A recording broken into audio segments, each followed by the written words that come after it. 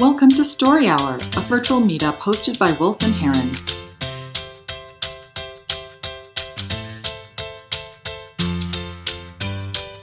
Hi, Maggie. How are you? Welcome to Story Hour. Thank you. Okay.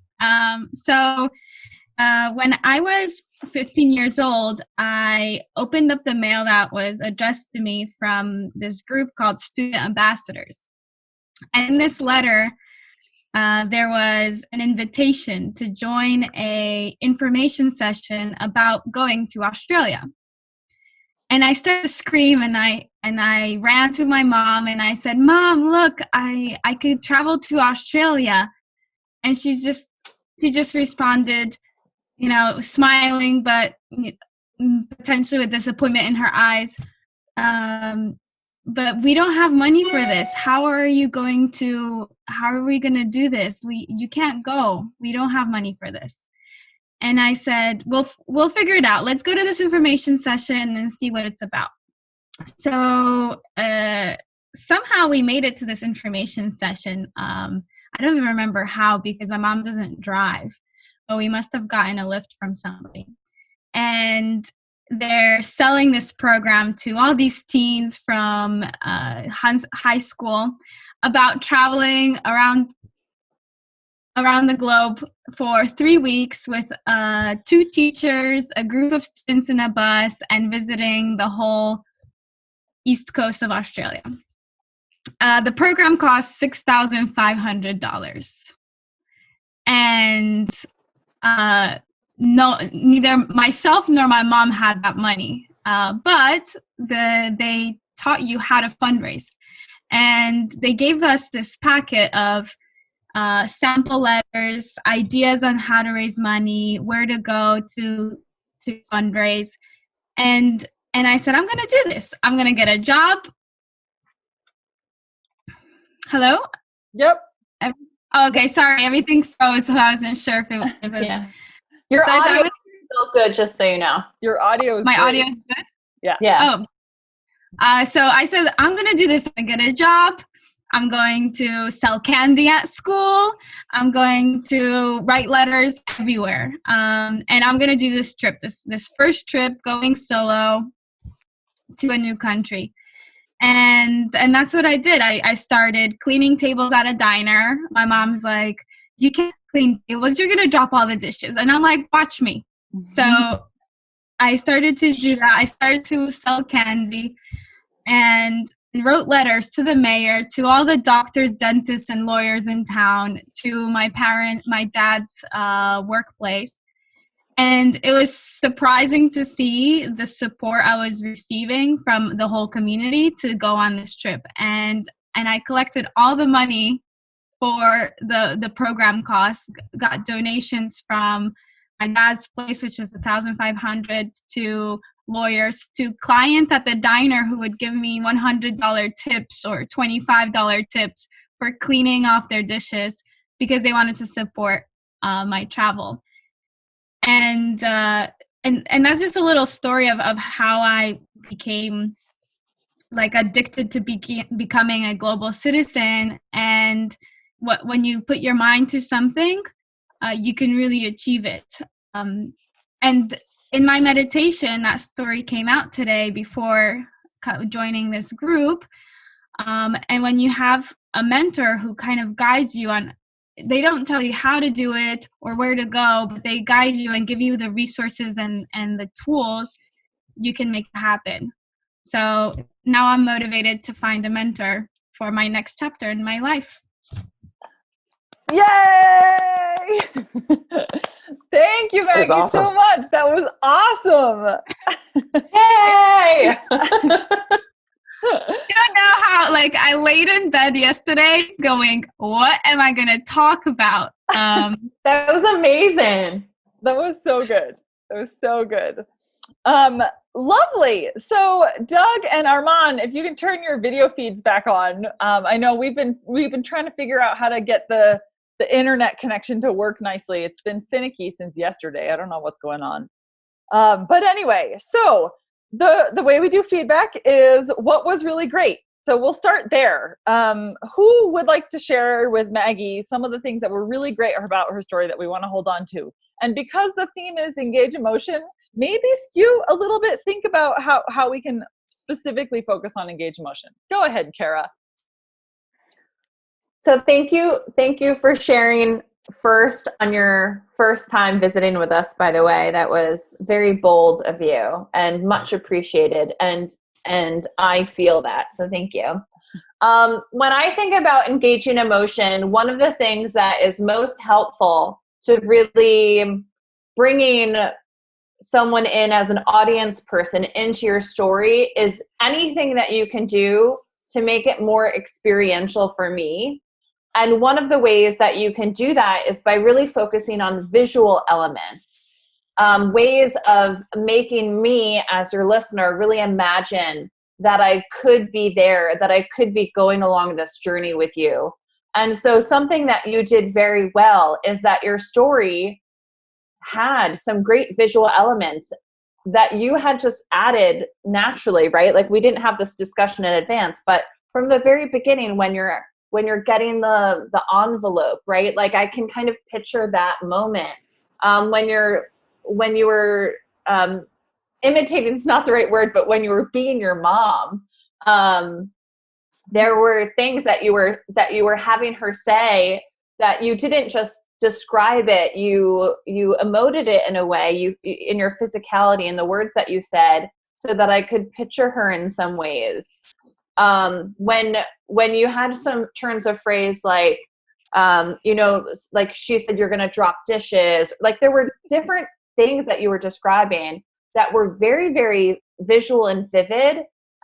And you were present to them in how you were sharing that really lended itself to describing, what's going on around you in a way that I could see you and I could place myself there, and thus creating an experience for myself and engaging me emotionally. So well done on that. I really appreciated it. What about Doug or Armand? Any thoughts in terms of what Maggie did really well? Yeah, I can add a couple items. I think she did a really good job on making me feel that experience. I could see myself there, and in some occasions feel like, oh, how my mom would respond if I would give her that news. That's a very typical mom response sometimes. Or how excited Maggie was, right? That's a very big news, and how super excited she was about it. I think another element that I noticed was inviting curiosity. I think that's another theme that we focus on. I felt being curious, like what's going to happen next? Like how's she going to is she going to Australia or is she not going to Australia? So I think that was also dragged me through the story, right? Going through the final stage and staying with the storyteller. Great. Yeah, that's all I have. Yeah, Maggie, I was totally, to echo Armand, I was very curious from the beginning. I think you did a very good job of posing the problem and keeping it simultaneously quite simple. It's like, here's something I want to do, and the obstacle is I don't have money. And so then we're like, okay, how are you going to solve this? And so you gave us enough context to understand what was relevant. And simultaneously, there weren't a lot of asides. You didn't kind of stray from the story. You didn't have too many things that were distracting. You had a clear kind of end point in mind, and you took us from beginning to end very clearly. So good job. Lovely. So what about some things that Maggie can experiment with to improve the story, or just try it a different way, or play with ways to make it more powerful? I have a very minor feedback. I think she did a really good job, as I said in the my first feedback.